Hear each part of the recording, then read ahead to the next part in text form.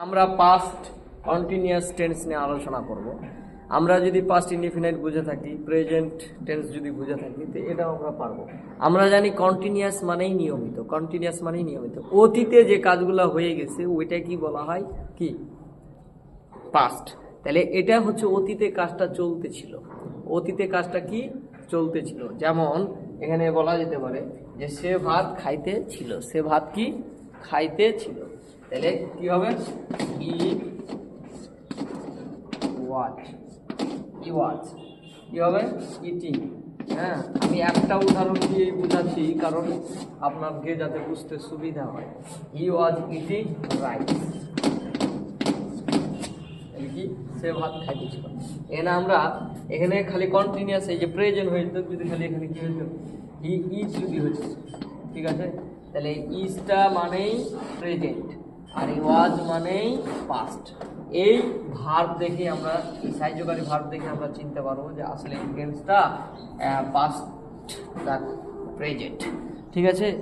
এই জিনিসটা খুব গুরুত্বপূর্ণ। ইজের পাস্ট হচ্ছে ওয়াজ, ঠিক আছে। তো এই জন্য এই ওয়াজ থাকতেই আপনি চোখ বন্ধ করে বলতে পারেন ওয়াজ থাকবে, আর ওয়াজের পরে কি থাকবে, ভার্বের সাথে আইএনজি থাকবে, তাইলে ওইটা পাস্ট কন্টিনিউয়াস টেন্স, এতে কোনো সন্দেহ নাই। এখানে হিয়ের পর কেন ইজ ওয়াজ বসলো এটা আমরা জানি, কারণ হিয়ের পর তো ইজ বসে, তাহলে হিয়ের পর ওয়াজ বসবে। এখানে সে বুঝাচ্ছে যার কারণে এখানে ওয়াজ। এখানে এই সাবজেক্টটা যদি এখানে দেওয়া যায় যে দে,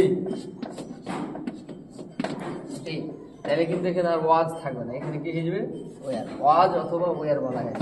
এটা কিন্তু এখানে কি হবে ওয়ার, ঠিক আছে। তাহলে দে ওয়ার ইটিং রাইস, তারা ভাত খাইতে ছিল, তারা ভাত কি খাইতে ছিল। সে বা তারা কোরআন মাজিদ পড়তেছিল, তাহলে যে এগুলো সবই ঠিক থাকবে। হ্যাঁ, খালি এই যে এখানে রিডিং দিয়ে দিবেন, এখানে কি দিয়ে দিবেন, রিডিং, রিডিং। হ্যাঁ, দা কুরআন, দা হলি কুরআন দেন, কুরআন দেন, দা হ্যাঁ হলি কুরআন। এরকম ভাবে আপনি তৈরি করবেন, স্ট্রাকচার মুখস্থ করতে যান না। এটা তো আমরা জানি যে এই